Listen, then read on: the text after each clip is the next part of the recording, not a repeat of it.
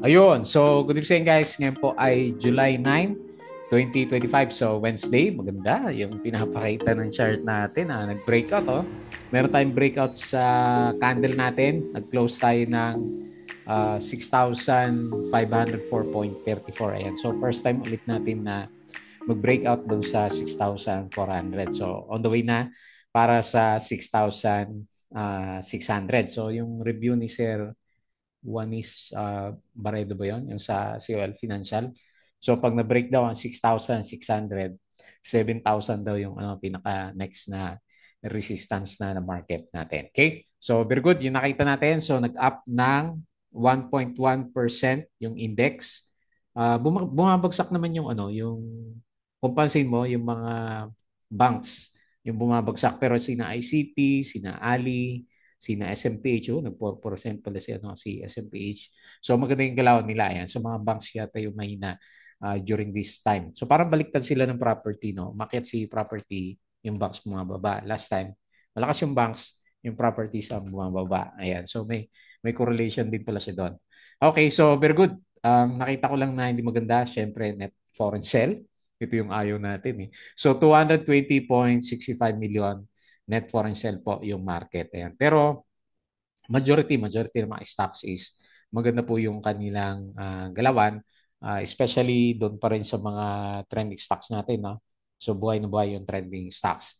Sa US market, kagabi medyo sideways lang yung galawan. Tapos ngayon, maganda yung pinapakita sa futures ng ating mga stocks doon. So hopefully, maganda sila kasi yung mga AI stocks, di ba? Nagbalikan yung mga price action. So yung kay Tesla lang yung medyo mahina kasi kinakalaban niya si Donald Trump. Okay. So tapos sa crypto naman, yung crypto natin is okay lang, no. Berde yung nakita ko na indicators niya. So may chance sa mag-touch ulit sa 110K si Bitcoin natin. So and then sa overall picture sa Philippines, so di ba madalas natin pag-usapan dito is yung mga yung ating mga online casino. So medyo nag-subside na kasi isa sa madalas kong ma-retweet o ma-repost doon sa Twitter na balita is payag naman si BBM na lagyan na restrictions pero hindi stop. Kasi yung mga senators, diba, stop yung bill. Sobrang mainit pero okay naman yung galaw ng O si Plus nag-up siya ng 5% for today's trading natin. So okay na yan, dahan-dahan na baka naubos na yung mga sellers sa market. Okay? So ito yung mga top trendings natin. So nung una, syempre si Top, nag-close siya ng 3.53%. Pero nung umaga, umabot to ng more than ba? 12% si top natin. So nag-close siya, tignan ko yung candle niya, Doji. So grabe naman yung RSI nito, 97. 99 na yata kanina. So nag-up siya ng 3.53% and meron siyang 697.26K net foreign sell. Ayan. So medyo excited na yung galaw ni yung top natin. So anyway, pero tignan natin kasi yun nga, IPO stocks to. So, naghanap pa siya ng mga major resistances. Ayan. So, katin natin mamaya kung ano yung pinaka-pick niya. And then, sa isa sa mga napitik na stock, si BHI. So, malaki din yung volume nito eh. Nag-up siya ng 39.02%. Ayan. Sinagad pa pala to nung closing natin. Meron siyang 24.5K net foreign sell. Bloomberry. Nakabili ka ba nung nag-bounce sa MA 100 si Bloom? Ganda ng pasok. Ayan. So, meron siyang 5.78% and meron siyang 8.69 million net foreign buy. So, yung balita naman kay Bloom, yung kagaya ng nabanggit ko kahapon, kung magsara yung mga online gamings, mas maganda actually para sa mga resort casino natin kasi yun na lang yung legal na di ba? Pwede nating puntahan later on. So anyway, nagbabounce na yung price. Third day yata nag-green itong si Blue. And then si Plus natin, ayan, holder tayo nito. Diamond holders. So meron tayong 5.64% na gain. Pero net foreign sale, no? Lumalabas na yung mga sumalo last time 173.26 million net foreign sale. Pero yung nababasa ko na yung mga disposition ng o disposal ng shares, mga executives natin yung kung bibisitahin niyo yung mga yung mga declaration niya doon, yung mga uh, yung mga advisory niya sa sa PSE Edge. So mga ano yon, yung mga nababasa ko mga disposal of shares. Baka yan yun, yung mga lumalabas na mga may-ari ng Plus. Tapos ayan, properties, malalakas yung mga properties si Ali, 2.17 and then si SMPH is 4.46%. And then meron siyang 107.81 million net for buy. So finally, nag-breakout na rin to. Alam ko, umakit pa rin si Robinson Land natin. So ngayon lang wala dito sa trending stocks. And then si SPNEC, ayan, congrats yung mga nag-hold. So nagkaroon siya ng flag 2 days, tama ba? O 1 day na flag formation and then umarangkada ulit. So, mabot ba ito ng ano? 1.5 ba yung kanina? Tama ba yung price ko? So, 4.17%.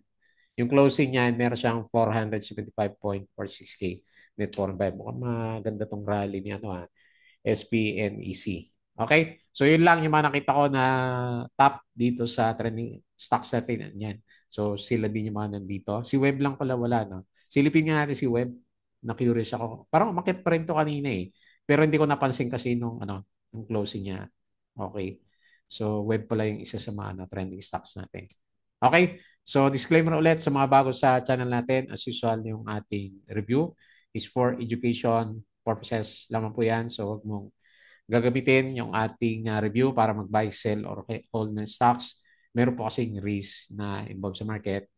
Due diligence na lang po ako ng stocks yung gusto mong bilhin. And follow mo ako dito sa ating Palaboy Trader na YouTube channel. Subscribe ka lang po para updated ka sa mga posts natin or kung sumo-join ka dito sa trading community po natin. Ayan. So, andyan po yung mga kasama natin.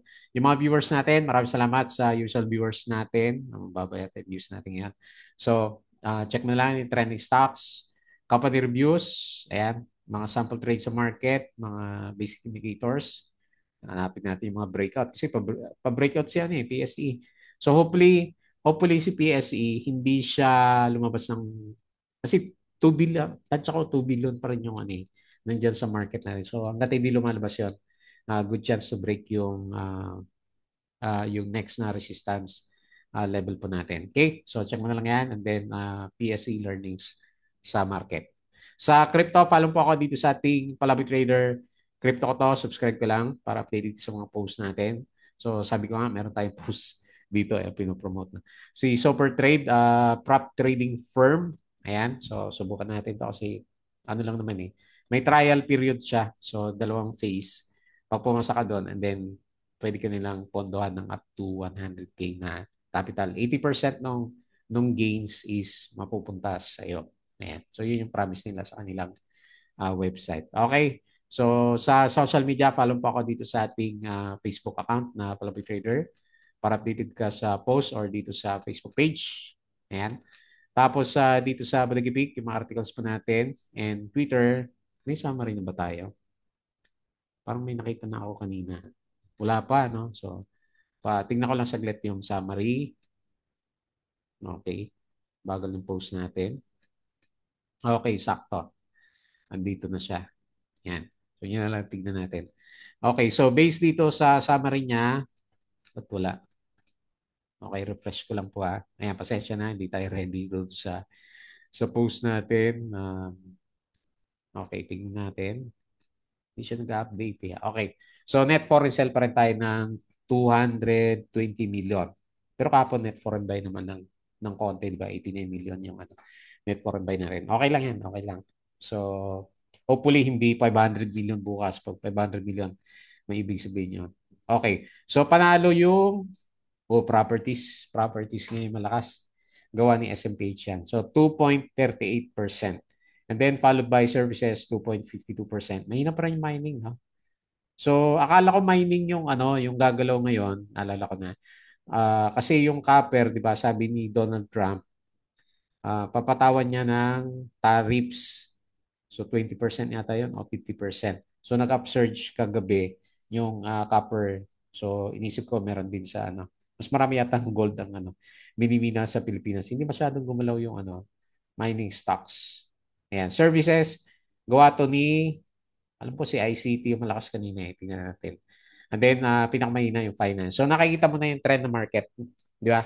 So parang baliktad sila kasi naka marami akong hawak na ni property stocks. So pansin ko nung kalakasan ng finance yung mga bangko natin, sadlak sa ilalim yung yung mga properties. So syempre, bili tayo ng bili ng ng properties kasi mababa. And then ngayon nag-shift. So finance bumababa and then property is umakyat man. Hopefully tama siya para may cycle yung yung market. Para naman kumita din tayo sa property stocks natin. Ayan. Okay. So based dito sa winners and losers si Bloomberry. So siya pala yung una 5.78%, SMPH 4.46, tataas ICT 3.57, Meralco 2.83%, LTG pa-breakout na naman 2.33%, Ali 2.17, URC hata pa rin 2.13% and SM 1.57. So nagpo-pullback pa rin si China Bank. Hindi na matapos. 2.32%, BPI 1.2, SCC negative 0.91 and DMC 0.9. October yata yung di ba, yung dividends natin kay SCC at saka si DMC. Ayan, kaya wala pa. Tahimik pa yung may stocks natin yan. Okay, so base yung iba pa. Top line is acquiring 180 million assets. Ito na yun. Si Total, di ba, yung kanyang bibilin. URC has named Karen Ong as new chief. Tapos foreign funds bought Metrobank, PNB, Union Bank, AP, Meralco, SCP, SPNEC, CNPF, PMI, URC, Aboitiz, AGI, Costco, Ali, Double Dragon, dito Cebu, ICT, Cebu, nagbe-break up din to Bloom, Web, Pure Gold, CPM, at saka CPX. Foreign funds sold, BDO, BPI, China Bank, Security Bank, Ace. Okay, green kanina si Security Bank. ACN, FGen, FPH, FB, Jalby Keeper, ACDMC, SMC, Airreach, Fieldreach, Globetel, Converge, Mac, Bell Plus, Home, Robinson Retail, 7, APX Nickel, OGP, at saka CHTI. Aboitiz Equity Ventures has signed a 3-year contract with Republic Cement and Building Materials. Ito nung alas 2, so Bloomberry talaga at saka CICT nandyan. At saka SMPH, mataas na rin pala bago mag-close yung market. Okay, ito na. President Marcos Jr. is seeking a better policy framework to address the growing social costs of online gambling, particularly its impact on Filipino families, Malacanang said Tuesday. So wala, di ba? Walang close. Walang close yung mga alaga natin. So okay na yan. Smooth sailing na. Vistalan, the real estate holding firm of Manibilyar secured a loan of up to 3.4 billion peso. Okay? So alas 10, ICT nangunguna at saka si Bloom at SMPH. Yan. So umaga pa lang malakas na pala sila. Ayala mapula at saka si Monde kanina. Si Ali mapula pa siya kanina. Nakabawi din siya. Okay. Share buyback Fruit Cebu, Mrs. Ye at saka si OPM. Plus Bloom, Marcos open to online gaming tax. So yan yung inaantay natin na hindi yung yung total ban, di ba? Dami ko nabasa sa Investa Total ban Hopefully hindi kasi yari yung mga alaga natin. EIBAG sa 15.7 billion mais contract in Pasay. Tapos dito Telecom, a joint venture between Dennis Oy and China is allocating 15 billion to expand its 5G network. Tindi. Lakas ng investment ni Dennis Oy pa rin, no? Stocks and lower. So kagabi to mix yung galawan ng US. Philippine Bank lending experience an 11.3% year-on-year increase. Ayan, kailan pababa na sila. So Trump announcing copper tariff 50% pala. Kaya nga nagtaka ko ba't wala masyadong epekto sa mining stocks. So ano pa? Okay, wala na yata. August 1 tariff pa. Tandaan natin ghost month to. Deadline won't be extended. Yung mga tax yan sa bawat bansa. SpaceX is discussing plans to raise money in a deal that may value the company at laki 400 billion, no? Laki pera niyan. Yan yung copper, nag-spike yung galawan. Copper pa rin. Okay, puro copper yung na-post natin kanina umaga naman. Okay? So guys, yung ating Patreon channel, yung mga gusto ng guide o gusto makita yung mga trade natin na stocks. So sali lang po kayo dito sa Patreon channel natin. So double check mo lang po yung mga nakalagay dyan. Okay? So tingin tayo dito sa galaw ng market. So yus, ayos na ayos. So kung medyo babad ka sa market, ramdam mo na nagbo-move yung mga blue chips. Pero sa ano, pero sa bangko, majority ng mga blue chips is maganda yung galaw. Ayan. So on the way na tayo sa 6,600. Sana ma-break yan para okay yung sinabi ni Mr. Juanis uh, Baredo ng COL Financial. Kasi 7,000 sabi niya after na ma-break yung 6,600. Ayan. Tahimik naman sa Pilipinas, di ba? So kaya lang wala tayong balita kay ano, uh, President, former President Duterte, no? Wala na siyang balita eh. Tahimik na siya dun sa ano, hindi na siya masyado pinag-uusapan. Okay, so anyway, Philippine Stock Exchange is up ng 1.1%, 6,500, 220.65 million net foreign sale. Ayan. Bullish yung RSI. Maganda po yung galaw. Yan, majority is nasa taas. And bullish din yung MACD formation natin. Hopefully, umakyat naman tayo ng July. And then, pagdating ng August, alam mo na, medyo mainit yung ghost month. Tsaka tax yung magpapano talaga. Kasi nag-react yung market ng US nung ano yung announce yung mga tariffs na naman ni Donald Trump. Okay, so tingin tayo sa mga winners. BHI, pinakamataas. Ayun, no? Ganda ng setup ni BHI, no? So, hindi natin pinansin to kasi ilang percent lang siya kahapon, no? Tapos binomba na. Sayang, no? Sayang na naman. Ayun, so 0.057 yung closing, 39.02%. So tignan natin mamaya. Sukat-sukatin natin. And then ARA. Malakas din si ARA. Oh. 7.6 yan. Naka-volume siya ulit. Oh. Kailan may shakeout siya dito na dalawang candle. Oh. Tapos saka binomba. 7.69%. Tapos si Bloom, 5.78. Yun, oh, ganda ng bounce. Plus, hopefully, puro gap up tayo. 5.64%. So, parang malapit na siya dito sa ano. Tingnan natin kung mauntog siya dyan. MA100. SCP, breakout din. 4.93. SMPH, minor breakout. O, breakout din. At pa paano? 4.46%. SP and EC, yun. Yan ang mga breakout na alaga natin. 4.70%. Tapos si ICT. Nag 5% pa kanina. O, breakout din. Ayos din si ICT. 3.57.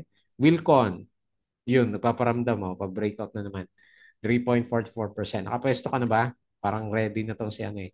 Si Wilcon. Security Bank. Nag-up siya. 2.92. Yun, ganda rin ang galaw ni ano. Parang SPNC lang. Security Bank. Tapos si LTG. Ayun, breakout nga siya, no? Ganda, diretso. 2.33%, Ali 2.17, break, hindi pa clear yung breakout. URC 2.13, ang dami. Ganda ng market, oh. Shell 1.88%. Okay? So punta tayo sa losers. Certec, okay, lalim nito. 5.63%, tapos CEI minus 5, profit taking. So, nag-double top, negative 5.02%. Yung may volume. APX, minus 3%. Ayan, malapit na siguro sa bounce yan. Pa-oversold na eh. Tapos si STI, minus, hindi na makabalik si STI natin. Minus 3.11. ABA, minus 3.03%. And then lastly, wala nang volume yung iba. Keeper, minus 1.48%.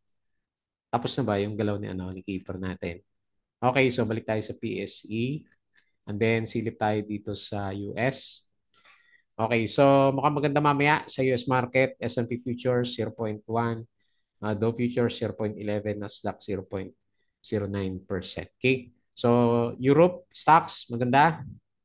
Maganda yung futures. Ayaw mag-slide ng ano ka. Tapos sa Asia, maraming bagsak. Ayan. So kakaiba yung galaw natin. Hindi tayo align sa global markets. Crypto, on the way siya. Verde lahat. Tinitingnan ko yung color. So, 108K pa rin si Bitcoin, Ethereum 2.6, XRP 2.34, BNB 659, BNB 152, and then si Dodge up ng 1.62%. Okay? May epekto kaya to kay hindi na umakyat si Dodge, no? Na medyo na tenga na siya diyan sa ano sa current level niya. Okay? So punta tayo sa trending stocks. Ang ganda ng mga ano, alaga ko na stocks ngayon. Ayan. So marami kasi halos lahat gumalaw, di ba? Hopefully, yung mga alaga mo nakakabawi na rin kasi uptrend yung ano yung chart. Okay, so pag-usapan natin yung trending stocks.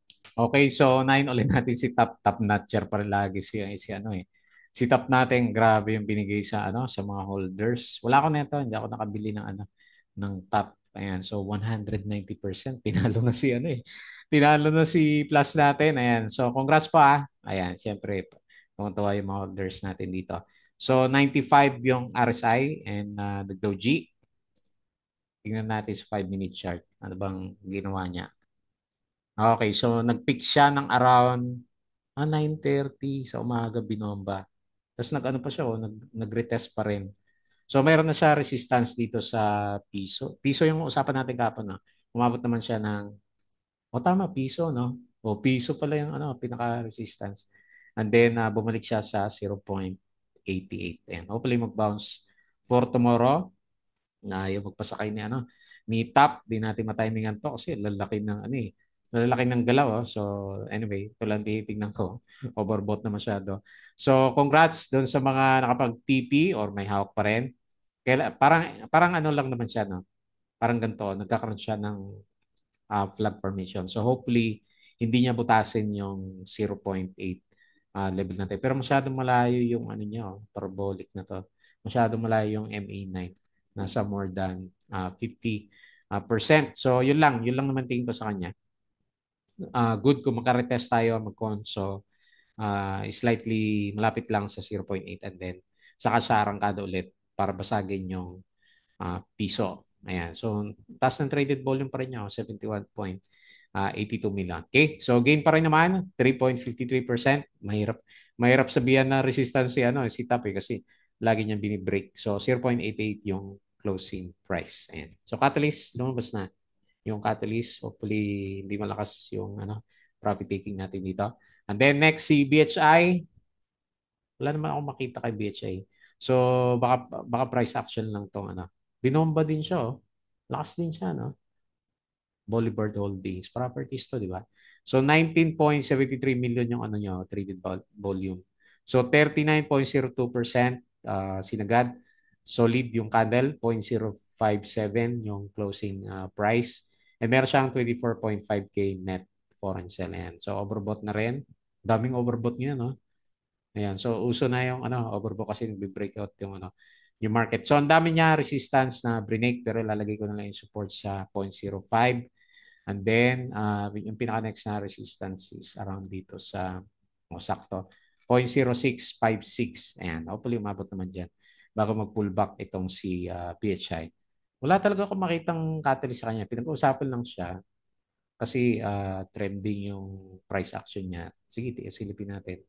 Baka ako lang yung hindi updated dito kay BHI. Tignan natin yung kanyang summary. So, bago yan, ano pa ba tayong iba? Okay. So, super bullish yung, ayun, oh, nasa below RSI 50 pala siya ng matagal, oh, since April, and then suddenly, nagkaroon siya ng breakout. Hindi natin napansin yung volume na to, oh. Then, binomba na siya. So, sa 5-minute pala, ano itsura nito? Yung dahan-dahan lang pala siya, oh. Hapon, July 9. Saan ba yung pinaka-umaga natin? July 9, eto. Hindi siya masyadong gumalaw kanina. Then dito na siya nag-umpisa umakyat. Okay. So 9:30, bumagsak pa nga pala siya. Oh. Nag-umpisa dito. Nag-up lang siya ng 4% and then binomba na siya. Ito. Dito pala yung volume. Oh. So dito siya nag-umpisa mga 1:30. Hapon pala. Oh. Anyway, maganda. Maganda yung pinapakita. Very bullish yung no? Marami na talaga medyo gumagalaw na stocks. Okay, next. Saglit yung catalyst. Tingnan natin dito. Baka meron. May agi-agi ba't agimat? Ayan, wala, no? Wala tayong mabasa. Oh. Wala kang mabasa na ano. Ito, alter. May mga alter. Pero bakit ano? BH ay yung ano natin. Wala tayong balita. So, wala nga. Tama. Okay. So, anyway, congrats. Next. Okay, pasuga online, pasuga lang. Bloomberry. Okay, so medyo nag-subside na yung sell-off. Meron na siya, 8.69 ulit. Net for buy, 5.78% up. So, 4.76. Hopefully, lumampas tayo ng 5 para dire-diretso yung galawan. So, meron siyang resistance dito kasi nabasag last time eh. 5.3 yung next na resistance or MA20. May gap pala dito.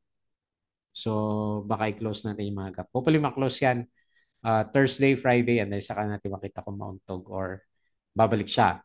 Ayan. So, ano bang sa pantahan mo? Ano yung prediction mo kung babalik ba si Bloom natin? Ayan. Medyo boto din ako dito kasi maganda yung ano niya eh. Yung first quarter earnings niya. So, pwera na lang yung mausapan sa ban sa online gaming. Maganda yung first quarter niya. Tapos yung previous na review ko dun sa ano niya, dun sa mga earnings, 'di ba yung pangalawang casino ano niya. So nagbibigay na ng ano ng income. Parang initial pa lang yung itong Q1. So sa Q2, ewan ko pero parang ang nakikita ko sa kanya, maganda yung business na resort niya sa Q2. And then saka natin mararamdaman yung mega panalo kung meron na ba siyang epekto. Kasi meron na rin di ba? Nakita natin nag-launch. Nagkaroon na siya ng launching. Ayan. So anyway, tingnan natin. Hopefully ma-break yung 5.29. And then mag-stay tayo ng MA20 and then tuloy yung rally natin. Kasi nag ano na nag-bottom na siya. Medyo nag ano na, nagre-reverse yung itsura ng RSI. Yung MACD hindi pa masyadong obvious. Okay? So maganda nag-bounce sa MA100 and hopefully makita natin mag-retest sa 5.29. Okay? Next, plus. Mga ka-plus, Diamond. Ayan, sino may makasama ko dito na Diamond holders? Ayan, puro gap up yung mga nakikita natin. Good sign. Puro Dow G, pero okay lang yan kung nag-gap up yung price. Okay. Alala ko tuloy yung yung trade ko na mamaya, pakita ko yung sa Wolf na US stock. Okay. So 5.64% up. Ito lang. Nagdi-dispose yung mga executives. 173.26 million net foreign sale at nag-close siya ng 36.5. So hopefully umabot na nga tayo dito sa MA 100. Tama ba? Okay. Although mas mababa, 39.6 yung Anyway, gawin na lang natin MA 100 yung pinaka-next na resistance. Yan. Pabawain man lang tayo niya ni Plus para masaya naman tayo sa kanya. So from the last 3 days, nahirapan siya, no? 20% yung last 3 days. So, ang gusto kasi natin makita, malampasan natin tong 38.2. Itong candle na to. Para siyang bullish engulfing candle, parang reversal sign. Pero parang nahirapan siya. No? Anyway, mataas na rin naman. 5.64. So, umabot yata to halos 7% kanina. Okay? So, eto, medyo hindi maganda to. Net foreign sale natin. Nagre-recover pa lang siya pero nagbibentahan na sila. Okay? Next, properties, SMPH. So, nag-up ng 4.46. Ali, yun, ganda na Ali natin. 2.17. Robinson, ayun, diretso din. 1.36. Meg, ayun, parang SPNEC lang. 0% si Meg. Si BLL, mahina. Ba't mahina si CLI, mahina. And then, Double Dragon, wala na. Nawalan ng gasolina si Double Dragon. So, balik na lang tayo kay SMPH. So, okay, may konting breakout. Pero, mas maganda makita natin dito. Kasi yung drawing natin, kung pansin niya, ayan. So, meron siyang range dito. Range trade pala siya na matagal, no? Since February. So, very, very significant kung magkaroon tayo ng breakout sa 26 pesos. So, 25.4. So, yun yung good sign para kay S&P natin. So, on the way naman na siya doon. Titingnan natin kung abot siya. Pero yung pinaka whole picture niya, sideways. Ayan. So ngayon medyo ano na, maganda yung ano pinapakita niya. Hopefully mag-break sa ano 25.48. Okay? So nag-close 24.6, 4.46% up. And ayan, good vibes. Meron tayong 107.81 million net foreign buy. So okay yung RSI kahit papaano, and nasa recovery din yung ano MACD formation. And then lastly, so yung backdoor listing natin, gaano katagal kaya yung backdoor listing yan? So overbought na rin. Ayan. So ang dahil pa lang overbought, oh. 85, tataas pa ng ano, RSI. So nagkaroon siya ng flag and nakalusot yung flag formation. So ngayon, on the way siya sa resistance yan, 1.5 May konti siyang ano, resistance. So ang pinaka next is, pwede na ba dyan? Pwede na. 1.6. Ayan, 1.6 na lang. So, medyo parabolic yung galawan na natin kasi overbought na yung stocks. Baka ano na rin to. Isa pa yung spike, baka expect profit taking si ano, SPNC natin. So, ano din, bullish din pati yung RSI movement ni SPNC. So, yun yung pinakakatalisa, yung ating backdoor listing ni M Green. So, 1.5 closing and up na po siya ng 4.17%. Okay? So, yun lang muna yung analysis natin sa market. Okay na, maganda. So, medyo good vibes tayo sa, ano, sa market. Nagre-recover yung mga alaga natin. Hopefully, maabutan natin yan. Makapag-recover tayo bago dumating yung close month at saka tax ni Donald Trump. Okay? So, bago time close, please don't forget to subscribe dito sa channel. Join sa group guys ako sa mga guide. Crypto ko to. Follow mo na lang Facebook account, Facebook page, Bodega Peak, Twitter, and Patreon. So, kung gusto ng guide, sali lang po kayo dito. Okay? So, yun lang. Maraming salamat. Kita ulit tayo bukas.